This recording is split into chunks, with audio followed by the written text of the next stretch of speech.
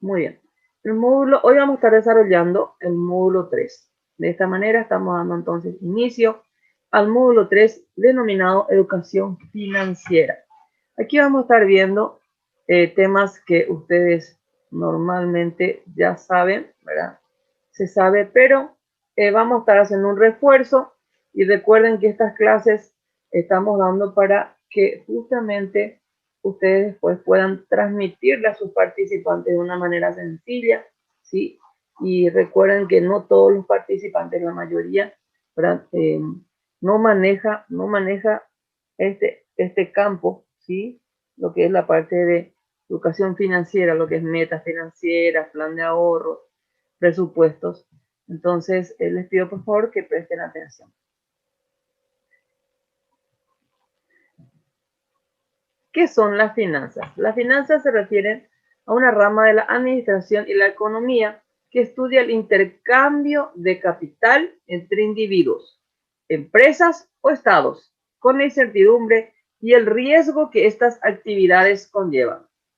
Se dedica al estudio de la obtención de capital para la inversión en bienes productivos y de las decisiones de inversión de los ahorradores. Muy bien, entonces, esto es la finanza, ¿verdad? Es una rama, en realidad, de la administración de la economía que estudia el intercambio de capitales entre los individuos, las empresas o el Estado, ¿verdad?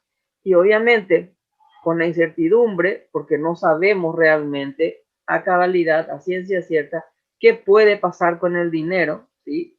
Por ahora justamente el tema de la pandemia, cuántos problemas hubo, ¿verdad? Nada se pudo prever realmente, ¿sí? Entonces, hay incertidumbre, ¿sí? Y el riesgo que estas actividades conllevan, o sea, todo riesgo en el ámbito de la finanza es riesgoso. ¿Por qué? Porque como ya dijimos, hay mucha incertidumbre, hay cosas, hay temas o situaciones que escapan a nuestra voluntad, a nuestro control. Entonces, nada está dicho en todo lo que tenga que ver con el tema de las finanzas. Se puede prever ciertas cosas, sí, pero hay otras que ya no se puede, ¿verdad? No se puede. Justamente por el tema, el tema del movimiento del dólar, del euro, ¿sí?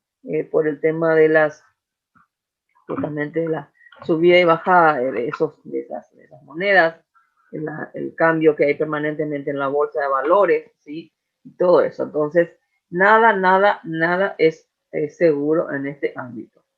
También dice que se dedica al estudio de la obtención de capital para la inversión en bienes productivos y de las decisiones de inversión de los ahorradores. Muy bien. Al hablar de meta financiera nos referimos al objetivo que se quiere lograr en un tiempo determinado. O sea, vamos a iniciar ahora hablando de lo que son las metas financieras. Entonces aquí dice que las metas financieras se refieren, ¿verdad? O sea, se denomina metas financieras al objetivo que se quiere lograr en un tiempo determinado. ¿Empleando qué cosa? Nuestro tiempo, nuestro esfuerzo, nuestros recursos laborales y económicos de manera habitual y consciente. Ahí en la palabra consciente me falta una C. Estos materiales son preparados por los asistentes y por eso justamente tiene este error. Bueno, entonces, volvemos a decir que las metas financieras se refiere al objetivo en sí que queremos lograr en un tiempo determinado. Esa es la característica de las metas financieras, que se refiere a un tiempo determinado. ¿Y cómo vamos a conseguir el objetivo? ¿Sí? A través de nuestro tiempo, nuestro esfuerzo, nuestros recursos laborales y económicos, ¿sí? Pero de manera habitual, o sea, que sea como un hábito, ¿sí? Ahorrar eso, ¿verdad? Y de manera consciente y voluntaria, obviamente, ¿verdad? Muy bien. Aquí hay un grafiquito, ¿sí? De metas financieras, de cómo nosotros podemos establecer nuestras metas financieras y cómo podemos lograr, ¿sí? Aquí se dan cuenta, aquí dice justamente Vamos a agrandar un poquitito para que ustedes también puedan ver, ¿sí? Situación actual, o sea, ¿dónde estamos actualmente? ¿Sí? Y esta es nuestra meta, ¿sí? En nuestra meta, aquí hay 4 niveles de meta. Meta situación futura, aquí, ¿verdad? Meta personal, meta familiar, meta productiva y meta comunitaria. ¿Se dan cuenta? En la meta personal, ¿verdad? Y todas nuestras metas tienen plazos y el monto que nosotros queremos alcanzar. Supongamos que nosotros queremos, supongamos una meta financiera es, por ejemplo, conseguir en el ámbito personal. Si queremos, por ejemplo, estudiar una maestría y eso va a ser dentro de 2 años, supongamos. Entonces ponemos acá maestría, lograr una maestría, conseguir una maestría. Plazo 2 años. Y aquí el monto total de lo que vale tu maestría. ¿Sí? Supongamos que se vale 10 millones. Voy a poner acá 10 millones entonces. Entonces, aquí situación futura, cómo nosotros nos encontramos actualmente, ¿sí? Luego el camino, o sea, los pasos que tenemos que dar para alcanzar nuestra meta futura, ¿sí? Entonces, aquí mis recursos actuales, que pueden ser ingresos fijos, pueden ser ingresos extras, ¿sí? Esos ingresos extras, ingresos fijos son los ingresos que tenemos mensualmente, con el monto fijo, puede ser nuestro salario mensual, y los ingresos extras pueden ser, por ejemplo, qué sé yo, cualquier una actividad extra que vos hagas vendiendo algo, o si tienes algún alquiler, el alquiler de algún inmueble, o si tienes alguna remesa que te envían. Todo eso aquí se coloca en la parte de mis recursos. Luego, en acciones para llegar a mi meta, ¿sí? Acá se ponen las acciones. Pueden ser de repente aquí, si no tengo un trabajo extra, acá pones colocar, por ejemplo, conseguir un trabajo extra, o por ejemplo, reducir los gastos innecesarios. Bueno, esas son acciones concretas, ¿sí? Acciones concretas para, o medidas que vamos a tomar para llegar a nuestra meta. ¿Ven? Entonces, así vamos armando nuestro cuadrito de metas financieras. Y obviamente, sí, nosotros ya sabemos que esto tiene que ser algo habitual, ¿sí? Algo habitual. O sea que si nosotros queremos llegar a nuestra meta, es esto de las acciones o de conseguir un trabajo extra, entonces durante esos 2 años tenemos que sí o sí tratar de ver algún ingreso adicional, ¿sí? Sí o sí. Entonces, como vuelvo a repetir, tiene que ser algo habitual para que surta efectos, para que podamos ver los efectos de juntar nuestro dinerito y llegar a nuestra meta. Y así lo mismo se hace para cada, ¿cómo se dice? Para cada situación o cada meta que tengamos. Meta familiar de repente puede ser comprar una casa, comprar un vehículo para la familia, comprar equipos informáticos para los hijos, ¿verdad? Entonces eso se va colocando aquí, ¿verdad? La misma cosa, el plazo, por ejemplo, 1 año, y acá el monto que nos va a salir, ¿verdad? Supongamos si son adquisición de equipos informáticos, por ejemplo. Del tema del auto, la casa, obviamente va a llevar un poquito más de tiempo. El auto, qué sé yo, 2, 3 años. La casa de repente puede ser a 5 años o a 6 años, ¿verdad? Entonces, establecer nuestras metas a alcanzar en todos los ámbitos, ¿verdad? Metas productivas, de repente si quieres emprender algún negocio, metas comunitarias, ¿verdad? Todo eso, así para cada ámbito de nuestra vida, siempre tenemos que establecer este orden, ¿verdad? ¿Cómo se dice? Tenemos que tener este hábito de establecer metas, ¿sí? Metas financieras, ¿sí? Entonces, el, el, el, la característica principal de las metas financieras, entonces, es que nos movemos en base a objetivos por plazos determinados, ¿sí? Obviamente. ¿Y cómo alcanzamos esos objetivos? A través de los esfuerzos que hagamos, de nuestro tiempo también, ¿verdad? Obviamente, ¿sí? Y de los recursos que utilicemos, ¿sí? Muy bien. Entonces, esto que acabamos de ver es un modelo de plan de metas financieras, lo que acabamos de ver. Luego están los presupuestos, ¿sí? Otro de los puntos principales que son muy importantes para nuestro manejo financiero, ¿sí? ¿Qué son los presupuestos? Los presupuestos, bueno, el presupuesto es el registro de los ingresos y gastos dentro del periodo de tiempo que puede ser semanal, quincenal o mensual. ¿A qué nos ayuda? A controlar los gastos, a conocer las posibilidades de ahorro y tomar decisiones sobre invertir o tomar un crédito, ¿sí? Entonces, ¿qué es el presupuesto? En pocas palabras, el registro de ingresos y gastos dentro de un periodo determinado, ¿sí? ¿Para qué nos sirve? Justamente para poder controlar nuestros gastos, ¿verdad? Para ver si podemos ahorrar y para tomar decisiones sobre inversiones que podamos hacer en el futuro, ¿verdad? Tomar un crédito, ¿sí? De repente para comprar nuestra vivienda, todo eso, ¿verdad? Muy bien, vamos a ver entonces qué son los ingresos. Se refieren, ¿sí?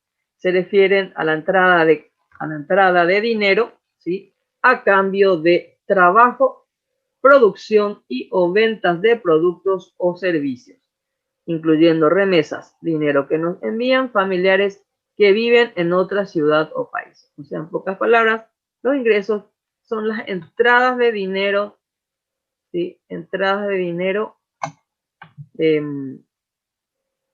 entradas de dinero en nuestra economía, ¿verdad?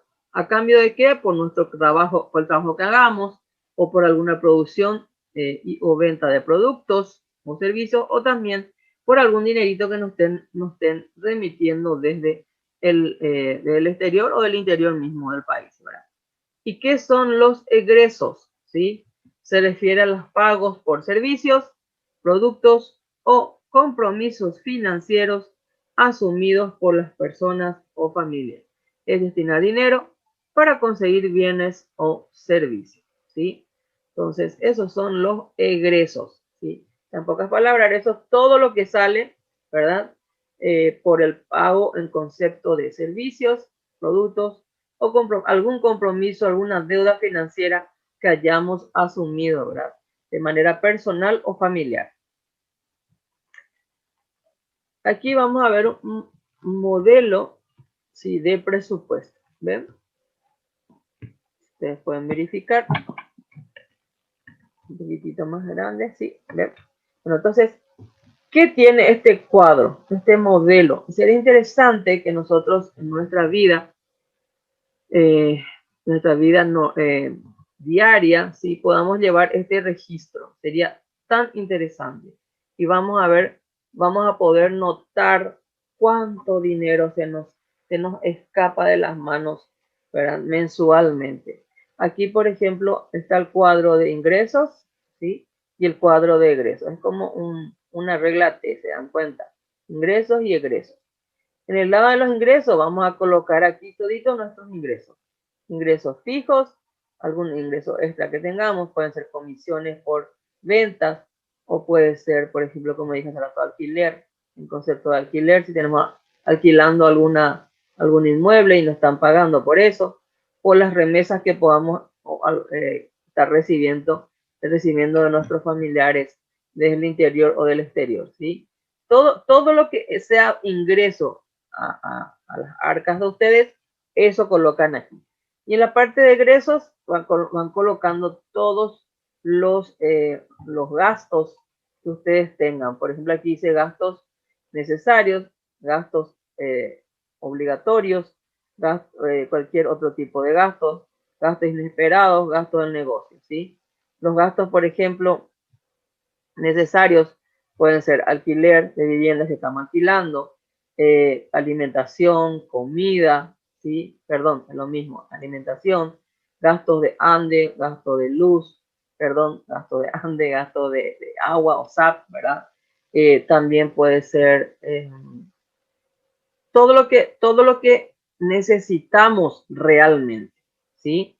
De repente aquí también pueden ser gastos de internet, todo lo que necesitamos para todo nuestro manejo, ¿sí? Y supervivencia en pocas palabras, ¿sí? Vestimentas,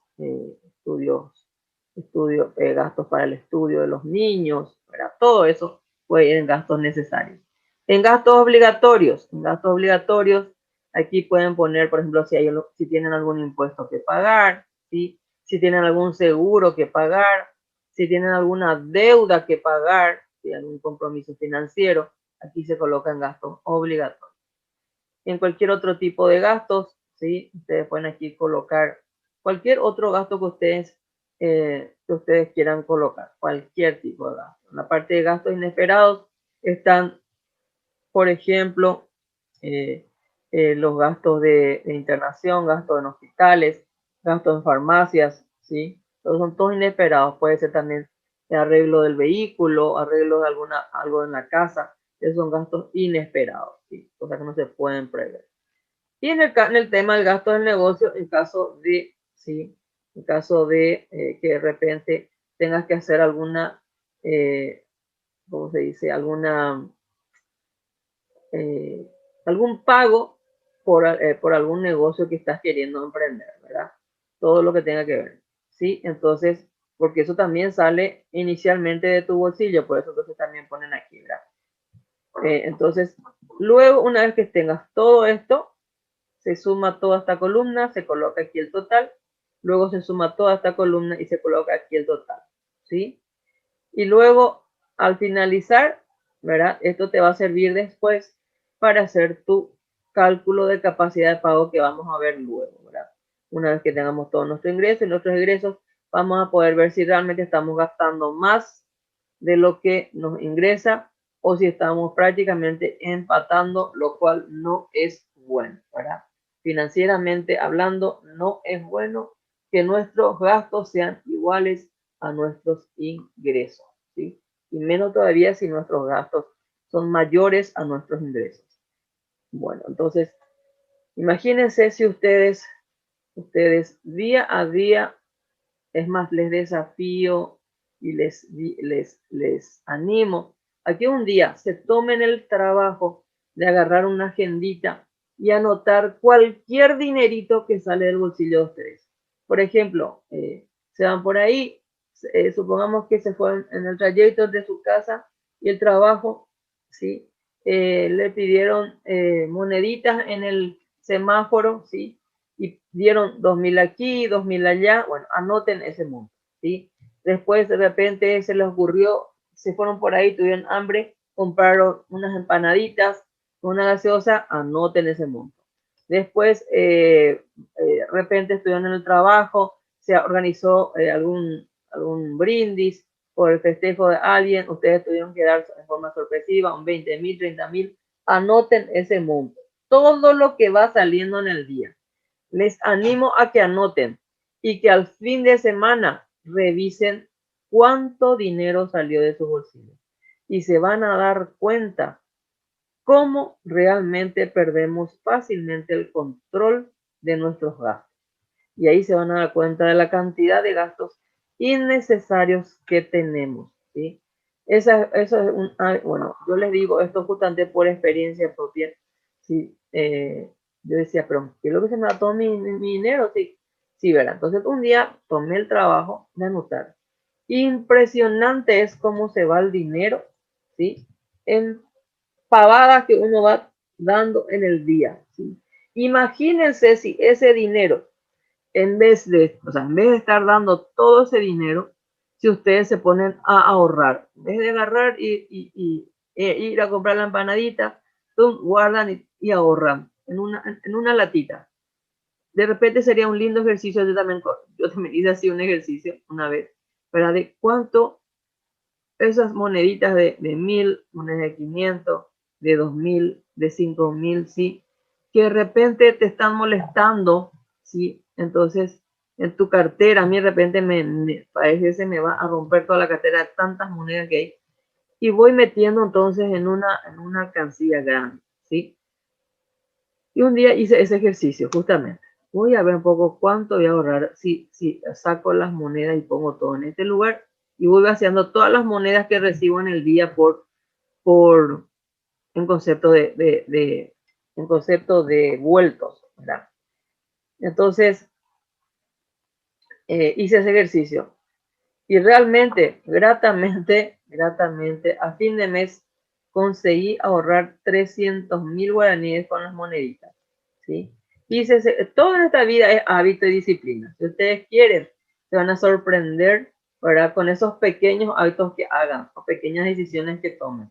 Uno, por un lado, anotar, ¿sí? Anotar permanentemente todos los gastos que uno hace todos los días, ¿sí? De esa manera uno se empieza a tener el control de su gasto y a tener disciplina financiera. Y lo segundo es ir ahorrando esas moneditas que tenemos, nos están molestando. A fin de mes agarran todas sus monedas y cuenten y van a ver cuánto dinero tienen. Son pequeños truquitos para ahorrar, ¿sí? Son pequeños truquitos para ahorrar realmente. Muy bien. Entonces, este es el cuadro, ¿sí? De presupuestos que también se les va a pedir a usted en la tarea.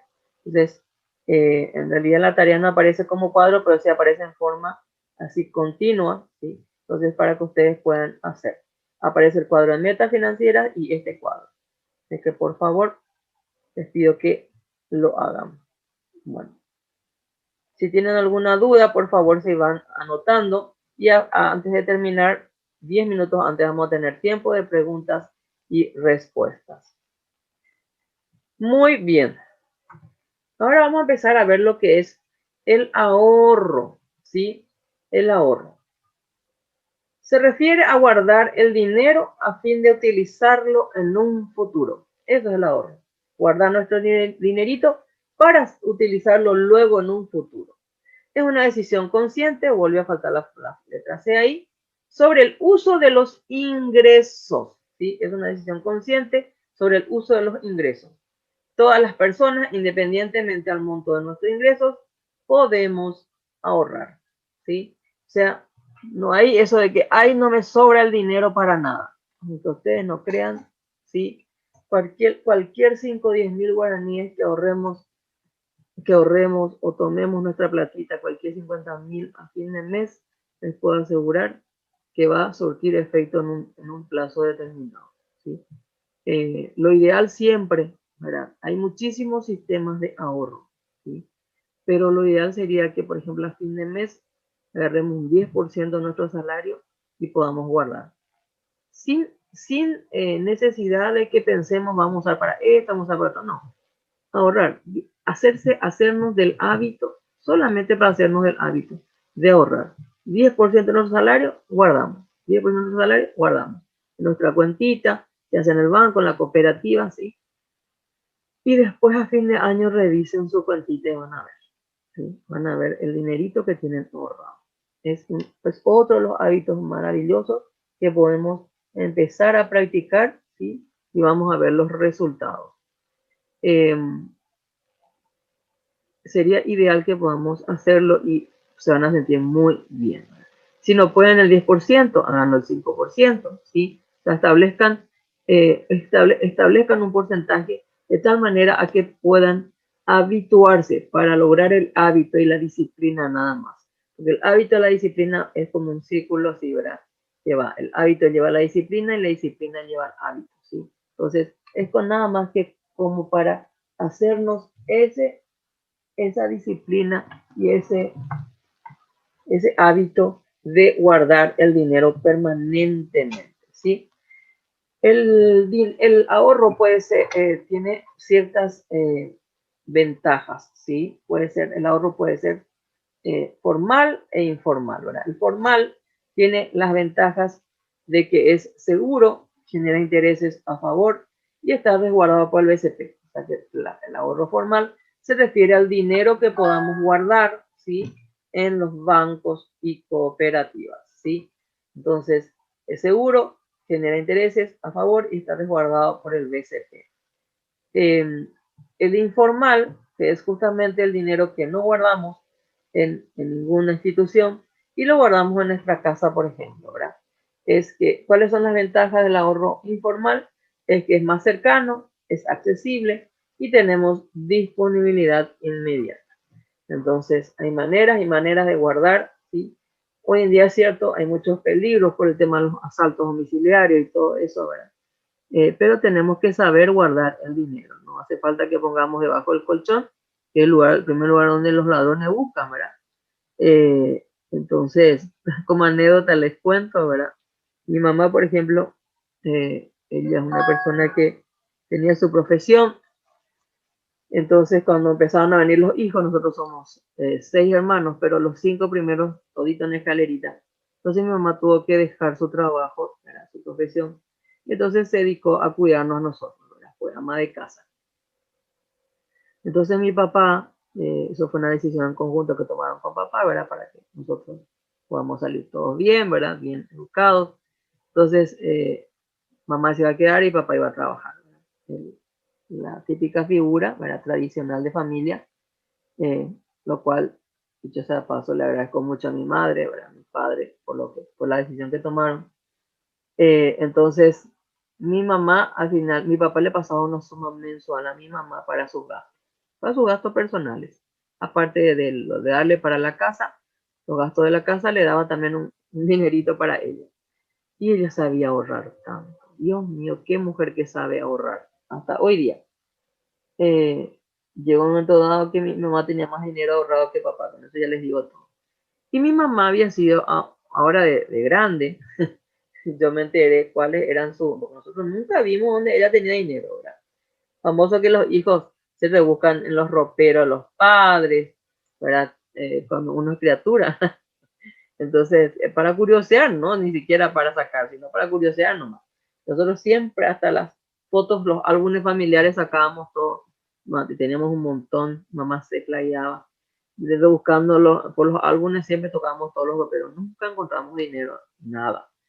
Había sido que mi mamá tenía su sistema de guardado, o sea, ella guardaba su dinero en las planteras. Mi mamá era amante de las plantas, entonces había un montón de planteras y un montón de plantas en la casa. Pero había sido que no era planta natural y parecía, ¿verdad? Y en esa plantera había sido, ella guardaba su dinero. Había sido, nosotros ahora no enteramos, ¿verdad?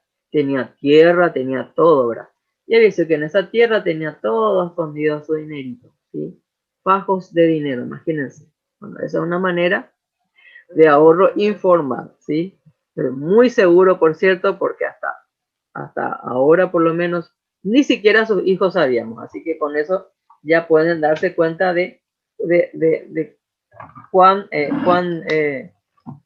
seguro era el ahorro informal de mi madre. Eso como anécdota nada más. Y bueno, y ese justamente es para saber de que nosotros también podemos tener, no hace falta que estemos teniendo en el banco, en las cooperativas, sería ideal porque hay ganas de intereses, ¿verdad? Pero de repente si no queremos, podemos guardarlo en la casa en lugares estratégicos, obviamente. Muy bien. Entonces, por un lado están las metas financieras, después vimos presupuestos, también vimos ahorros, que es el ahorro, que es guardar dinero para usarlo en el futuro. No tiene un objetivo o un fin específico, ¿verdad? Ahora bien, el plan de ahorro. Esa es la diferencia con el plan de ahorro. El plan de ahorro sí tiene un fin específico, ¿verdad? El plan de ahorro es cuando una persona se propone alcanzar una suma de dinero y decide conscientemente, ahí ya escribimos bien la palabra consciente, ¿verdad? Decide conscientemente organizarse para guardar de forma constante hasta llegar a la meta. ¿Se dan cuenta? Palabras claves aquí, ¿verdad? Alcanzar una suma de dinero, ¿sí? Decidir conscientemente, ¿verdad? Organizarnos. ¿Para qué? Para guardar el dinero, pero de manera constante o habitual. Eso significa, ¿verdad? Hasta llegar a la meta, ¿sí? Entonces, el plan de ahorro es un instrumento para las metas financieras. ¿Se dan cuenta? Entonces, el plan de ahorro es cuando la persona se propone alcanzar una suma de dinero y decide justamente, conscientemente, organizarse para alcanzar esa meta. Vamos a continuar entonces nuestra clase, ¿sí? Habíamos visto metas financieras, luego vimos presupuestos, luego vimos ahorro, plan de ahorro, ¿sí? Estamos viendo ahora mismo. Entonces, plan de ahorro es cuando una persona se propone alcanzar una suma de dinero y decide conscientemente organizarse para guardar ese dinero de manera constante, habitual, hasta llegar a la meta. Aquí vamos a ver nuestro cuadro de plan de ahorro, ¿sí? Nuestro cuadro de plan de ahorro, aquí tiene arriba la meta, tenemos que poner qué meta nos propusimos. Por ejemplo, aquí se coloca adquisición de un vehículo, esa es una de las metas, por ejemplo, la meta familiar, adquisición de un vehículo. Aquí se coloca el tiempo, o sea, durante cuánto tiempo nosotros vamos a estar ahorrando, ¿verdad? Ese monto de guaraníes que va a ir en este sector, ¿verdad? Entonces, como dice, ¿a qué plazo va a ser nuestra meta? Aquí colocamos un tiempo. El número 3 es el valor en dinero, o sea, cuánto me cuesta alcanzar a mí esta meta. La adquisición de vehículo, aquí por ejemplo van a colocar 35 millones, 40 millones, ¿verdad? Luego mis recursos, aquí van a colocar sus recursos, como hace rato dijimos, ingresos fijos, ingresos extras, que pueden ser comisiones por ventas, alquileres, ingresos por alquileres de inmuebles, ¿sí? O remesas, aquí van a ir los recursos, ¿sí?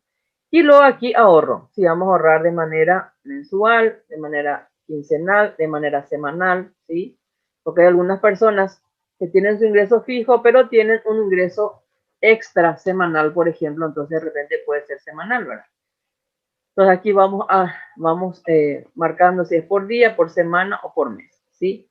Entonces, ustedes ya van a hacer justamente, van a determinar esa cuotita, ese plan de ahorro que van a tener de manera constante. O sea, que no es que un mes voy a dar y después el otro mes no y después el siguiente sí, no. Tiene que ser de manera constante y habitual, de tal manera que podamos alcanzar nuestra meta en el plazo que nos propusimos, ¿verdad? Entonces, lo que hacemos es, por ejemplo, conforme a nuestros ingresos, a nuestra capacidad de pago, ¿sí?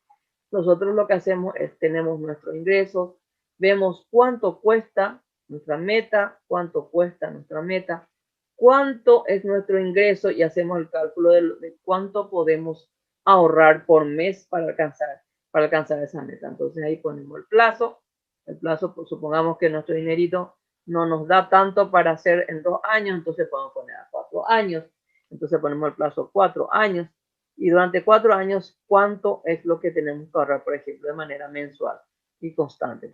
Supongamos 500.000 mensual, 500.000 mensual, ponemos. Entonces hacemos el cálculo del valor de dinero en 4 años, ¿cuánto nos saldría el ahorrar mensualmente y de manera constante? El mismo monto, porque de eso se trata justamente el plan de ahorro. El plan de ahorro tiene que tener una disciplina férrea en lo financiero. Obviamente que de repente en esos 4 años se pueden presentar imprevistos que nos van a de repente a alejar un poquito de nuestra meta. Podemos reformular nuestra meta, no hay ningún problema, ¿sí? Y después nos va a llevar, inclusive podemos alargar un poquito más el plazo. Pero el tema está que nos habituemos a ser organizados, planificados, ¿sí? Y que podamos hacerlo de manera constante, ¿sí? Entonces, este es nuestro cuadro de plan de ahorro. Y esto también es muy bueno que cuando ustedes tengan sus participantes, les enseñen a hacer este cuadro, de tal manera poder ordenarse para hacer una buena planificación financiera en todos los sentidos. Para cada cosa de nuestra vida, tenemos que hacer este calculito para cada meta financiera que tengamos, cada plan de ahorro, ¿verdad? Porque como dije hace rato, las metas financieras, el plan de ahorro es un instrumento de las metas financieras. Entonces acá colocamos nuestras metas financieras y luego hacemos todo nuestro plan de ahorro de cómo vamos de cuánto nos va a costar, en qué tiempo y cuánto tenemos que ahorrar para alcanzar esta meta financiera, ¿sí? ¿Cuáles son los recursos con los cuales contamos? Es muy importante, muy bien.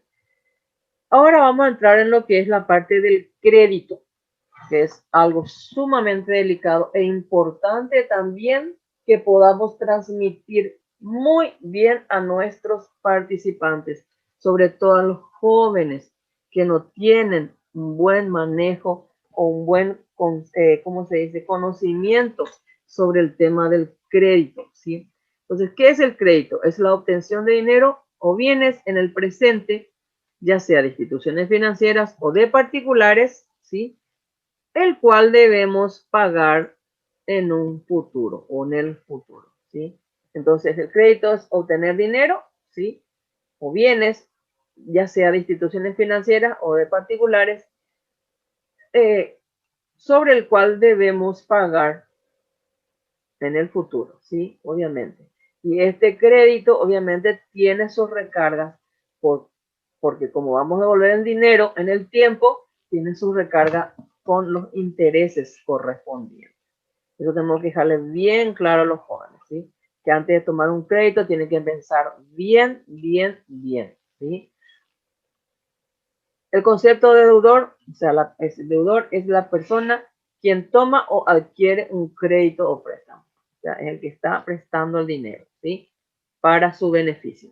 Concepto de acreedor es la persona quien otorga un crédito o préstamo, ¿sí? Es la persona que está realizando el préstamo, que le está dando el préstamo a la otra persona. Eso es el acreedor, ¿sí? Estos conceptos todos tenemos que explicarle bien a nuestros participantes. Bueno, muy bien. Ya que entramos en el ámbito de lo que es el crédito, tenemos que saber nuestra capacidad de pago, o sea, los recursos que una persona tiene para cumplir con un compromiso de acuerdo al plazo del préstamo que se desea tomar. Eso es la capacidad de pago. O sea, la capacidad de pago es el recurso que tiene una persona para poder hacer frente a los compromisos financieros asumidos, ¿sí? En pocas palabras es eso. Es decir, ¿hasta cuánto puedo endeudarme yo? ¿Hasta cuánto se puede endeudar una persona? O sea, esa persona que quiere hacer el crédito. Si se superó ese monto, se tiene un sobreendeudamiento. O sea, justamente ahora vamos a ver cómo se calcula esa capacidad de pago. Hay muchas maneras de calcular, pero nosotros estimamos, ¿sí?, en el Centro del Emprendedor, y esto no es una fórmula muy, es una fórmula súper sencilla, ¿sí? Entonces, ¿cómo se calcula la capacidad de pago? Estimamos que un 50% es sano, de verdad, es sano, ¿verdad? Para el endeudamiento responsable. Entonces, calculamos por un lado los ingresos que tenemos. Aquí tienen que ser los ingresos fijos. Los ingresos extras no tienen que tener en cuenta para la capacidad de pago. ¿Por qué? Porque los ingresos extras son extras y como tal muchas veces no depende de la persona, depende de la situación, de que hayamos vendido, de la suerte, ¿verdad?, de que hayamos vendido o de que tengamos ese ingreso extra, ¿sí? Pero realmente el pago, el compromiso financiero tiene que hacerse sobre el ingreso fijo. ¿Por qué? Porque el compromiso, una vez que asumimos, ya no nos espera, tenemos que cumplir, ¿sí? Y no podemos estar esperando a tener el ingreso, que nos entre el ingreso extra primero para pagar. Entonces, el ingreso extra no sabemos si va a ocurrir, entonces tenemos que hacer sobre algo certero. ¿Y qué es lo certero? El ingreso fijo que tenemos, ¿sí? Entonces, hacemos el cálculo del ingreso, acá, ingresos fijos, y todos los gastos que tenemos, todos, completos, los necesarios, los obligatorios, los inesperados, todo tenemos que incluir aquí. ¿Por qué los inesperados también? Tenemos que hacer un cálculo estimativo de inesperados también. Justamente para que el día de mañana, si por ahí asumimos el compromiso, también ya estén incluidos esos gastos aquí. ¿Por qué? Porque supongamos nosotros no metemos los ingresos inesperados en este cálculo, entonces supuestamente nos sobra más dinero, sobre eso calculamos el dinerito, el 50%, y sobre eso es nuestra capacidad de pago. Pero ¿qué pasa? Si hay un gasto inesperado, este monto que tenemos aquí, que supuestamente íbamos a poder cumplir, con el cual íbamos a poder cumplir nuestra deuda, se va a reducir. ¿Por qué? Porque vamos a tener que invertir en nuestro gasto inesperado. Entonces, por eso aquí tiene que estar incluido ya el cálculo de los gastos inesperados, aproximadamente, ¿sí? Se hace un gasto aproximado. Entonces se resta ingresos menos egresos y lo que sobra se calcula el 50%. Y eso que te sobra, ¿verdad? Del dinero, del saldo de tu ingreso-egreso, menos el 50%, ¿sí? Eso que te sobra es tu capacidad de pago. Eso es un endeudamiento responsable. O sea que este dinero que es en este caso es 125,000, es 125,000 es lo que vos vas a poder pagar, ¿sí? Lo que vos vas a poder pagar mensualmente y vas a estar tranquilito. ¿Por qué? Porque te va a sobrar el otro 50%, ¿sí? Entonces, holgadamente vas a poder pagar este monto mensual tu compromiso financiero en el caso de que tengas que tomar un crédito. Si nosotros subimos aquí el monto, ¿sí? Por ejemplo, nosotros aquí ponemos del 60% o 70% y ese monto es nuestra capacidad de pago. Imagínense, nos va a quedar un 30% nomás ya de nuestro dinerito para poder gastar en otras cosas que nos aparezcan en el camino durante el mes, ¿sí? Hasta nuestro próximo salario fijo. Imagínense. Entonces, si nosotros acá hacemos un cálculo más grande del 70 o 60%, eso ya es un endeudamiento irresponsable. Quiere decir que ya no estamos prácticamente sobreendeudando. Y si hacemos sobre el 100%, ni qué decir, ¿verdad? Supongamos que nosotros nos sobra nuestro dinerito, este es el dinero que nos sobra de nuestros ingresos y egresos, y este monto dedicamos todito al crédito, a pagar un crédito. Eso es un endeudamiento súper irresponsable. ¿Por qué? Porque no nos deja ni un margen para que nosotros podamos realmente manejarnos. Y hay algo inesperado, o nuestro gasto inesperado sube de nuestro cálculo que hicimos aquí, entonces ahí vamos a estar en serios problemas, ¿sí? Vamos a entrar en rojo. Entonces tenemos que evitar eso. El endeudamiento responsable es hacer el cálculo del 50% sobre el saldo de nuestros ingresos y egresos. Eso es un endeudamiento responsable. El 50% sobre nuestros ingresos y egresos, ¿sí? Muy bien. Como dice aquí, antes de tomar una deuda, siempre es importante calcular la capacidad de pago. Pero sobre todo, en primer lugar, uno tiene que pensar, ¿realmente necesito este crédito? ¿Sí? Si demasiado necesitamos, entonces lo tomamos, pero hacemos antes nuestro cálculo de capacidad de pago. Hay personas que son, yo les llamo esclavas financieras. ¿Por qué? Porque les gusta vivir del crédito. Lo peor que hay es vivir del crédito, ¿sí? Lo peor que hay. Si es cierto, muchos dicen, pero la única manera de que los pobres consigan sus cosas a través de las cosas a crédito. Sí, es cierto, pero uno tiene que tratar de depender lo menos posible de los créditos, ¿sí? Uno, porque a fin de mes podemos ver nuestro dinero, ¿verdad? No hay cosa más motivante, más motivadora que llegas a fin de mes y cobrar todo tu dinero y poder ver en qué se va a ir tu dinero, en esto, en lo otro, y que te sobre, ¿verdad? Para tus gastos. Es lo más lindo que hay, es muy motivador.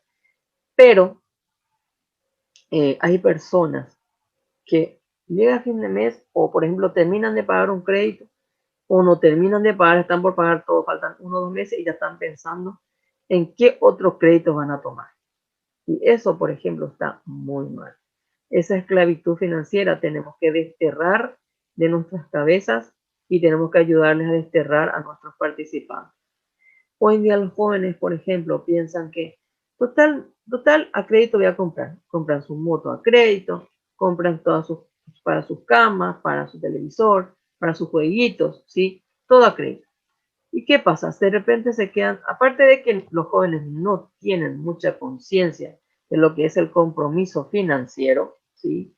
Creen que ese dinero a crédito es algo mágico y que de repente si dejan de pagar no pasa nada, ¿sí? Total, no pasa nada. Esa es la conciencia que hoy en día tienen la mayoría de los jóvenes. Y no, tienen que tienen que aprender que un crédito es algo serio y que cuando asumimos algún crédito tenemos que cumplir por nuestro nombre crediticio, por la comunidad en sí, porque ese dinero no es nuestro, es dinero ajeno que estamos prestando y que tenemos que devolver y que por eso tenemos que pagar intereses. Por eso nos hacen firmar todo lo que nos hacen firmar al momento de darnos un crédito. Entonces, tenemos que estar conscientes de eso y tenemos que ser responsables a la hora de tomar un crédito. Eso sería interesante que los jóvenes de hoy en día aprendan, porque los jóvenes, y les digo por conocimiento de causa, porque tengo sobrinos, ¿verdad? Que cuando tienen su primer trabajo ya quieren comprarse el mundo entero, ¿verdad? Entonces tienen su trabajo, a los 1 o 2 meses, ellos ya están haciendo compras de todas las cosas. Conste que uno trata de guiarles, orientarles, pero no escuchan, ¿verdad? Pero por lo menos tenemos que hacer el intento, ¿verdad? Entonces compran un montón de cosas y encima no son constantes tampoco en el trabajo. A los 5 o 6 meses ya se les echa o ya quieren renunciar por cualquier cosa. Alguien le levantó un poco la voz, ya renuncian y ya dejaron y la cantidad de deudas encima, ¿verdad? Después viene el tema del nombre crediticio totalmente ya manchado, ¿verdad? Y después cuando realmente maduran, quieren formar familias, se dan cuenta que ya no tienen un buen nombre crediticio, ya no pueden sacar nada a crédito, ¿verdad? No pueden tampoco comprar sus cosas al contado y se van frustrando, ¿verdad? Entonces, para evitar eso, tenemos que educar bien a nuestros jóvenes, ¿sí? Muy bien. Tenemos que ser conscientes de la deuda que vamos a tomar, como les estuve explicando, y ser responsables en el pago a fin de evitar atrasos, pago de interés por mora y malos historiales crediticios. Justamente eso también tenemos que explicarle a nuestros jóvenes que tenemos que evitar caer en mora. ¿Por qué? Porque el caer en mora trae más pagos de intereses y ahí empieza a crecer como una bola de nieve el problema, ¿sí? Y ahora que justamente dije la palabra bola de nieve, se me vino a la mente algo que siempre también cuando toco estos temas, ¿sí? Toco estos temas de lo que es el crédito, también se me viene a la cabeza las tarjetas de crédito, ¿sí? Yo trabajé muchísimo tiempo en instituciones donde se otorgaban las tarjetas de crédito, ¿verdad? Después trabajé también para una administradora de tarjetas de crédito. Yo les puedo asegurar que las tarjetas de crédito son una de las cosas más terribles para la economía. Las tarjetas de crédito le han fundido a muchísima gente. ¿Por qué? Porque las tarjetas de crédito, ¿sí? Son, yo siempre dije, si vas a tener una estricta disciplina financiera, las tarjetas de crédito son geniales, ¿sí? Si vas a tener una estricta disciplina financiera y si tenés algún ingreso extra, ¿sí? Aparte de tu ingreso fijo, si tenés algún ingreso extra, alguna comisión por ventas, alquileres, como les digo, ¿verdad? Es espectacular. ¿Para qué? La tarjeta de crédito es espectacular, pero para salvarte. Por ejemplo, para el día 15, si vos te quedas sin dinero, la tarjeta de crédito es espectacular. Te vas al súper, compras con tarjeta de crédito. O necesitas de repente un gasto inesperado para tu hijo, te vas con tu tarjeta de crédito y pagas. ¿Dónde está el secretito de la tarjeta de crédito? Es que con tu dinero extra, ni bien te ingrese el dinero extra, inmediatamente vayas a cancelar lo que gastaste con tu tarjeta de crédito. Y si no pudiste gastar, cancelar, por lo menos dar la mayor parte que puedas. Supongamos tuviste que hacer un gasto de 500,000, ¿verdad? Allá por el 15, cuando ya no tenías el dinero en efectivo, entonces si vos por ahí gastaste tarjeteaste por 500,000, entonces lo que tenés que hacer es, ni bien te entra tu dinerito extra y te vas y cancelas ese 500,000. Y si no, das lo que puedas, aunque sean 250, un 300, un 400. ¿Por qué? Porque después, cuando hay el corte en las tarjetas, ahí se hacen los cálculos de intereses. Y siempre es sobre el saldo que tenés de deuda en tu tarjeta. Entonces, lo que hay que hacer, por ejemplo, es averiguar, por ejemplo, sacaste tu tarjeta del Banco Itaú, entonces te tienes que ir a averiguar qué fecha es el corte de tarjeta en el Banco Itaú. ¿Qué significa el corte de tarjeta? Es el día en que Banco Itaú dice, hasta aquí, hasta hoy, se van a considerar todas las deudas de tarjeta de crédito y sobre eso vamos a calcular el interés. Entonces, supongamos, el 25 de cada mes, el Itaú hace su corte de tarjeta, o el tercer último viernes de cada mes, o el último viernes de cada mes, hace su corte de tarjeta de crédito. Así también tienen algunas entidades, ¿verdad? Establecen por días. Entonces, ese día, antes de llegar a ese día, por lo menos hasta un día antes, tenés que luchar y pelear para tratar de cancelar lo más que podés ese saldo de deuda que tenés en tarjeta, ¿sí? Entonces, sobre el saldito nomás que te queda, ya te calculan el interés. Entonces, ya no va a ser muy elevado.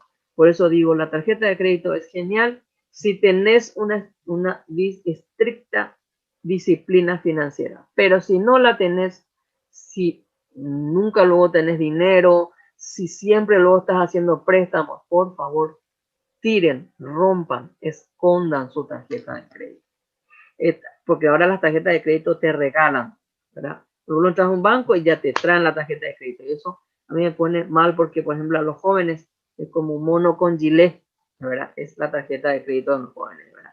Entonces, cuando vos llegas, hoy en día vos entras a una entidad a trabajar y lo primero lo que te hacen es dar tu tarjeta de débito para tu cobro de salarios y al lado te dan ya la tarjeta de crédito, ¿sí? Y el joven, ay, wow, me regaló una tarjeta de crédito, contento, y no se dan cuenta que le están entregando, ¿verdad? Prácticamente su perdición financiera, ¿sí? Porque realmente para usar la tarjeta de crédito tenemos que pensar 10.000 veces bien. Más todavía que es adictivo el uso de la tarjeta. Una vez, la primera vez que usas, después ya quieres usar. Cualquier 10.000, 20.000 que gastes por ahí, en la heladería, en cualquier lado. Tarjeteas. Así, supuestamente vos no estás perdiendo plata en el momento, pero imagínense como la tarjeta de crédito es como, vuelvo a decir, le comparo siempre como a la bola de nieve, ¿sí? Encima también está el tema de lo que es la falsedad que se vende de la facilidad del pago mínimo, ¿sí?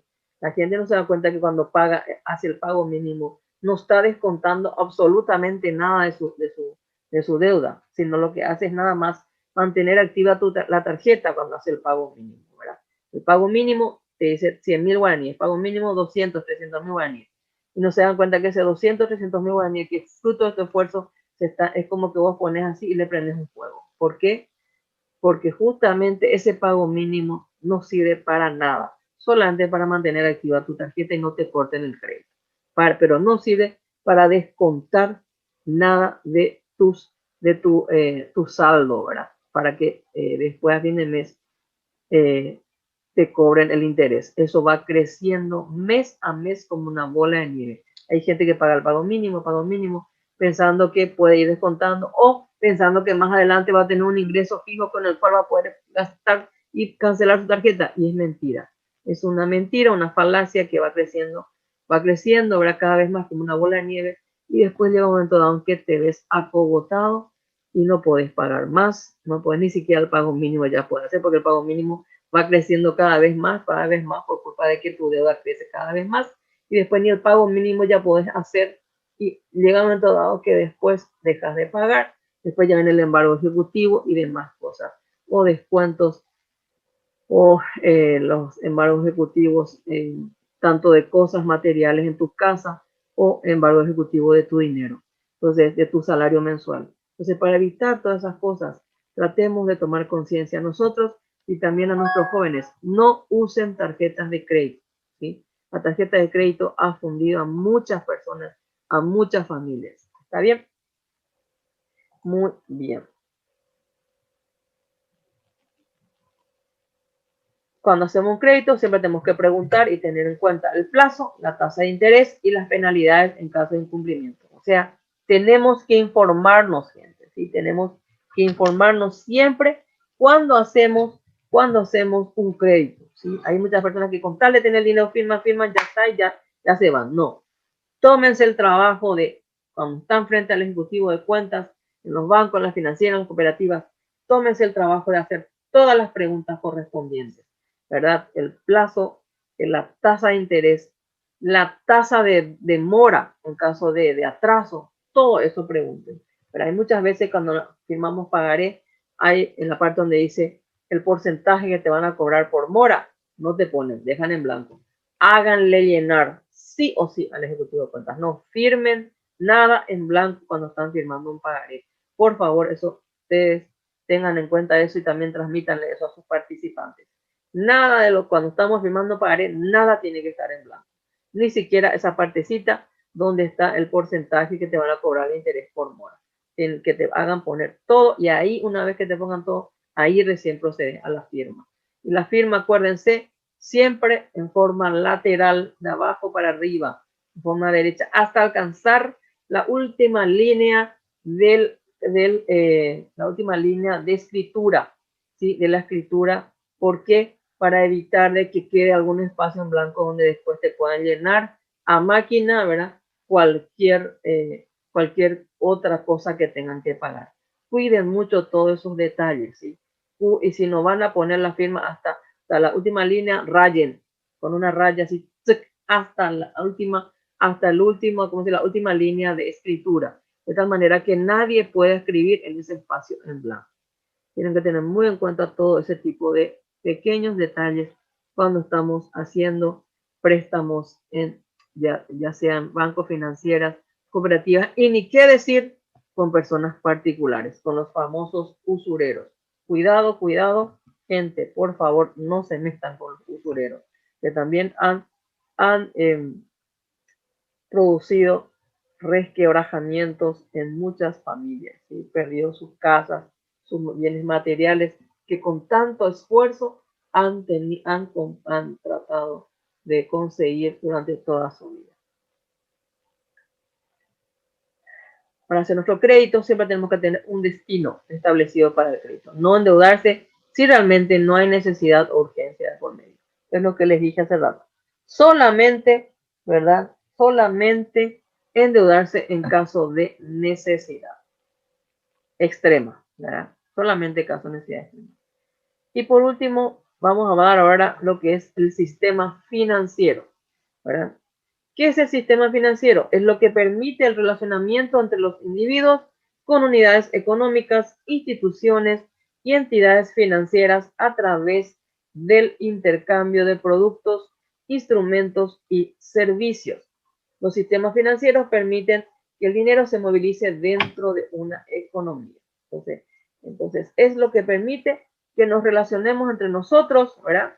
Entre todas las unidades económicas, las empresas, las instituciones, ¿verdad? Las instituciones comerciales y privadas, ¿sí? De tal manera, obviamente, de que haya un intercambio de dinero, flujo de dinero dentro de lo que es la economía del país, ¿sí? Ese es el sistema financiero. Muy bien, estábamos entonces hablando de lo que es el sistema financiero, ¿verdad? Y dentro del sistema financiero justamente hay unas figuras, unos elementos que utilizamos normalmente, ¿sí? El ahorro, el crédito, el seguro y los servicios. El ahorro, tenemos las cuentas de ahorro a la vista, cuentas de ahorro a plazo, los certificados de depósito de ahorros, tenemos los créditos, créditos de consumo para compra de vivienda, los microcréditos, el productivo del negocio. También tenemos los seguros, que es seguros de personas, para vida, ¿verdad? Accidentes, robos, hay muchísimos, ¿verdad? Y servicios, que son las transferencias nacionales e internacionales y los pagos de servicios que hacemos. Entonces, todo esto es lo que justamente mueve todo el sistema financiero en los países, ¿verdad? ¿Cuáles son los derechos de un usuario? Los derechos, así como hay derechos, también hay deberes. Bueno, vamos a hablar ahora primero de los derechos. Derecho a recibir una buena atención por parte del personal de la institución financiera. Derecho a recibir información y aclaración de todas las dudas sobre los productos o servicios financieros que ofrecen las instituciones, ¿sí? O sea, Por eso les digo, no tengan vergüenza cuando van a hacer un crédito, no tengan vergüenza de sentarse a averiguar punto por punto, ¿sí? Punto por punto lo que hay dentro de lo que le están haciendo firmar. Por ejemplo, cuando van a firmar las tarjetas de crédito, porque de seguro, ¿verdad? Alguna vez de repente van a necesitar o van a querer. Entonces, sobre todo en el tema de las tarjetas de crédito, siempre en todos los créditos que hagan, ¿verdad? Pero en las tarjetas de crédito es como un librito, así como un librito que le dan para que uno firme, adelante, atrás, por todos lados, ¿verdad? Lean cada cosa que le hacen firmar, hasta lo que está en las letras chiquititas, ¿sí? Y consulten, averigüen, hagan, aclaren las dudas. No importa que el ejecutivo de cuentas muestre medio hartazgo y medio nervio porque ya estás siendo medio denso haciendo las preguntas. No importa, porque ese ejecutivo de cuentas no es el que va a tener que pagar tu deuda luego, ¿verdad? Cuando vengan deudas, intereses y los intereses moratorios otra vez, ¿verdad? Entonces, consulten que están en su derecho de consultar y hacer aclarar todas las dudas. Derecho a recibir capacitaciones en la utilización de los productos y servicios que ofrecen las instituciones financieras. ¿Qué sentido? A recibir capacitaciones, pongamos, justamente van a obtener algún crédito o se le va a ofrecer algún programa especial de, por ejemplo, de un ahorro a plazos combinados y cosas así. Si va a haber alguna capacitación al respecto, ¿verdad? Tómenlo, vayan, asistan, infórmense, investiguen, ¿sí? No dejen nada sobre el tintero por aclarar, gente. Derecho a conocer todos los costos del producto o servicio y las condiciones de la institución financiera para no tener malos entendidos. Todo, ¿verdad? Bien clarito. Derecho a realizar quejas y reclamos y ser atendidos en forma y tiempo, en tiempo y forma en realidad. Así como hay deberes, derechos también hay deberes, ¿verdad? Nosotros tenemos que cumplir como usuarios financieros. Revisar y analizar detalladamente las condiciones de los productos o servicios antes de adquirirlos. ¿Por qué? Porque una vez que ya firmaste, después ya no hay reclamos, ¿sí? Ya firmaste tanto por ciento de interés, firmaste en blanco la parte de interés moratorio y después voy a decir, pero a mí no me avisaron nada el porcentaje. Pues ese ya es tu problema. Si vos en el momento en que hiciste el crédito no averiguaste, ¿verdad? O no hiciste que te aclaren todo, entonces después ya, como el famoso dicho, no hay tu tía, tenés que cumplir como sea. Ya es un deber tuyo cumplir con ese compromiso financiero. Cumplir en tiempo y forma con los pagos de las cuotas de los créditos y los servicios adquiridos, como dije recién. Brindar información correcta a la institución también es un deber. Tenemos que dar los datos correctos sobre nuestros por ejemplo, nombre, apellido, teléfono, domicilio y sobre todo domicilio. Hay gente que se cambian de lugar y se callan, ¿verdad? Entonces, eso es una deshonestidad, ¿sí? Entonces, para evitar que supuestamente o cambian de celular, ¿sí? Y no avisan el nuevo celular, ¿sí? Eso es deshonestidad. Llevar un registro de la cantidad de pagos que ya se hizo y controlar si le están cobrando bien, ¿sí? Entonces, eso es un deber que tenemos nosotros, ¿sí? Llevar un control también estricto de los pagos mensuales que hacemos, ¿sí? Muy bien. Hay canales de quejas y reclamos. O sea, cuando un producto o servicio no se da de acuerdo a lo pactado, las personas están en su pleno derecho de reclamar. El reclamo es cuando un cliente o consumidor comunica a la institución financiera estar disconforme con el producto o servicio prestado. También se puede presentar quejas cuando no se está conforme con la atención recibida, ¿sí? Cuando no se está conforme con la atención recibida en la institución financiera. O sea, este es el procedimiento para hacer las quejas o reclamos, ¿sí? Es un derecho que tenemos, ¿sí? Entonces, en primer lugar, tenemos que directamente hablar con la institución financiera, con nuestro ejecutivo de cuentas. Si nuestro ejecutivo de cuentas no nos hace caso, pidamos con el gerente, con el jefe de esta persona, ¿verdad? Entonces, para ver si nos atienden en la institución financiera. Si en la institución financiera no nos hacen caso, está el BCP para el caso de las bancos financieras o el INCOP en caso de las cooperativas. Podemos acudir a esos lugares para justamente cuando estamos teniendo algún conflicto en la institución financiera y no nos hacen caso, ¿verdad? Acá se dan algunos datos del Banco Central, por ejemplo, a dónde hay que llamar o al correo a donde hay que escribir en el Banco Central, por ejemplo, para hacer el reclamo. Y si no tenemos otra vez respuesta de ellos, podemos ir en última instancia a la Secretaría de Consumidor, o sea, la SEDECO, ¿sí? Ahí entonces están los datos para comunicarse con la SEDECO, ¿sí?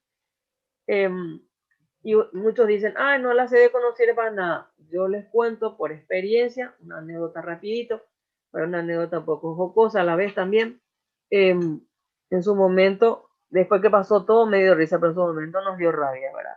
Mi marido es abogado, por ejemplo, y él cuando él tenía un acontecimiento importante, él había mandado lavar su traje a una tintorería muy importante de aquí, con el cual siempre él trabajaba así en forma de delivery. O sea, la gente venían, los de la tintorería venían, retiraban en nuestra casa sus trajes y se llevaban, ¿verdad? Le entregaban a cambio un comprobante de retiro, de recepción, ¿verdad?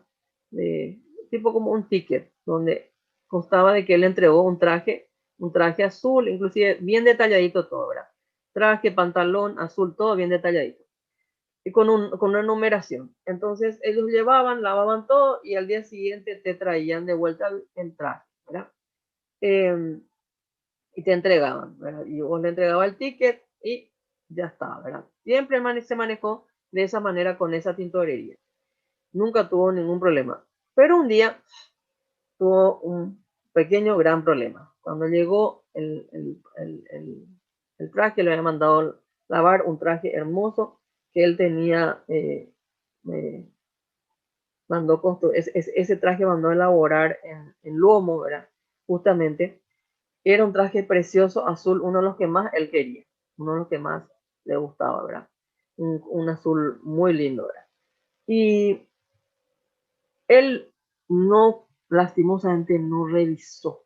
Él se cometió el gran error y equivocación de no haber revisado lo que le trajeron de la tintorería en el momento. Él entregó su ticket, recibió como siempre, como parte de su rutina, colocó en el placar y bueno, continuó.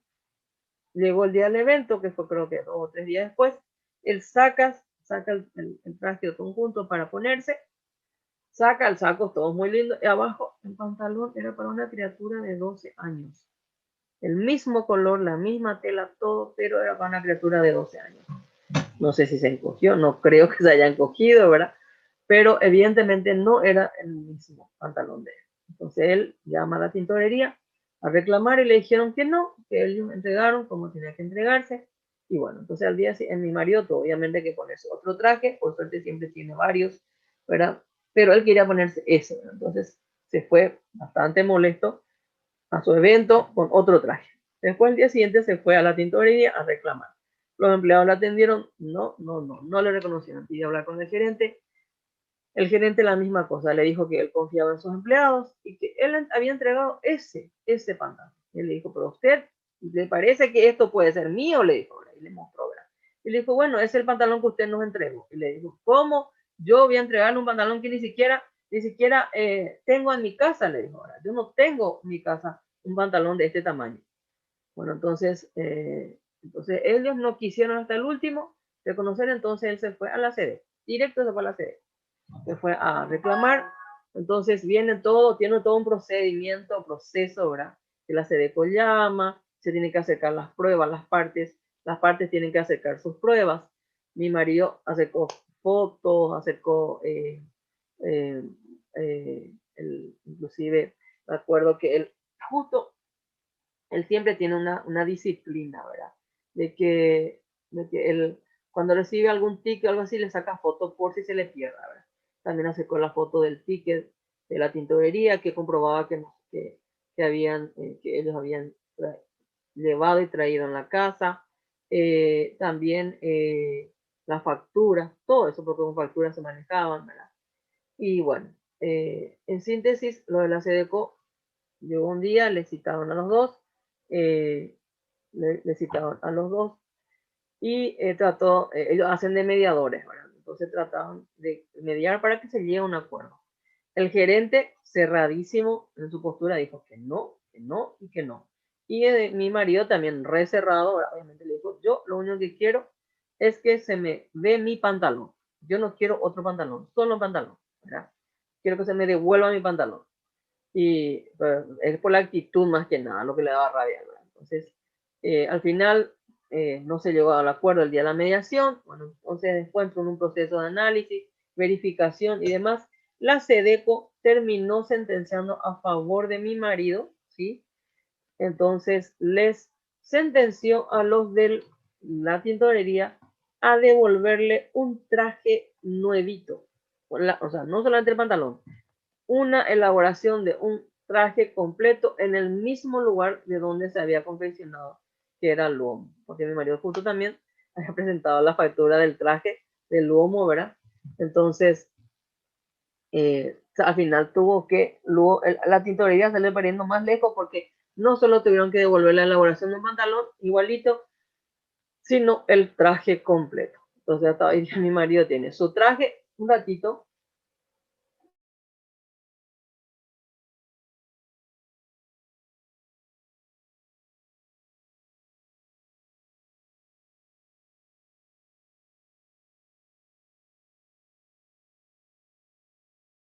Disculpen, con la interrupción. Entonces, hasta hoy en día mi marido tiene un traje completo elaborado por la tintorería y otro traje en la parte de arriba, que era su traje antiguo, que nunca pudimos recuperar el pantalón. Evidentemente algo pasó, se les quemó o se equivocaron, algo pasó, o la máquina habrá tragado, no sé. Pero evidentemente algo pasó y entonces ellos mandaron ese pantalón en reemplazo del pantalón original de mi marido. O sea, imagínense.